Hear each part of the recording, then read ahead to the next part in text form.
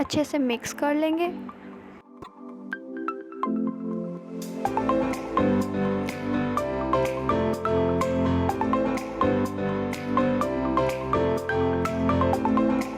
अब मैं इसमें 2 बड़े आलू इस तरह से कट करके डाल दूंगी। अब तकरीबन 15 मिनट हम चिकन की भुनाई कर लेंगे।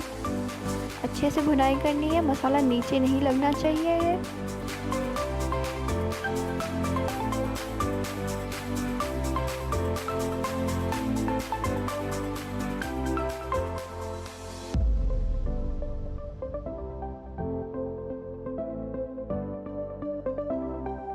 मैं इसमें साबुत गरम मसाला ऐड करूँगी, जिसमें हमें चाहिए 4 दालचीनी के टुकड़े, 4 छोटी इलायची, तेज़पत्ता 4 अदद, लौंग 4 अदद, काली मिर्च 4 अदद, बड़ी इलायची 2 अदद, ये सब भी इसमें शामिल कर देंगे। अब तब तक हम इसकी भुनाई करेंगे जब तक मसाला अच्छे से भुन जाए और ऑयल ऊपर आ जाए।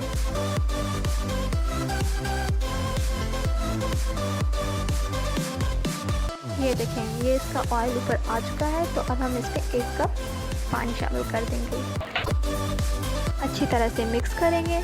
अब चिकन को कवर करके 10 मिनट तक पकने देंगे मीडियम फ्लेम पर, जब तक चिकन और आलू अच्छे से गल नहीं जाते। जब तक चिकन कुक हो रहा है तब तक हम चावलों को बॉईल कर लेते हैं। यहाँ पर मैंने चावल लिए हैं 1 kg। पहले मैं इन्हें अच्छे से वॉश कर लेती हूँ। मैंने इन्हें अच्छे से वॉश कर लिया है। अब मैं इसमें पानी डाल दूँगी।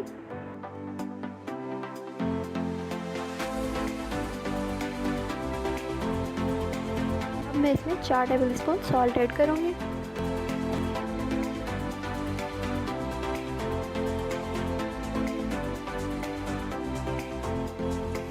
और 2 टेबलस्पून ऑयल के ऐड करूँगी।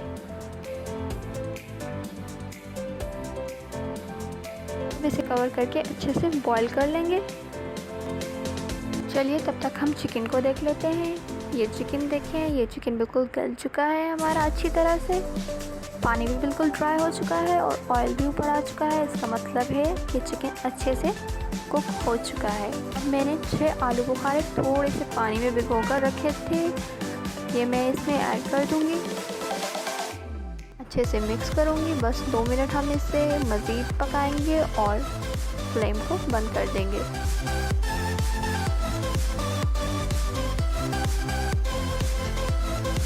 चावल भी बॉयल हो चुके हैं, मैंने इनका पानी ड्रेन कर दिया।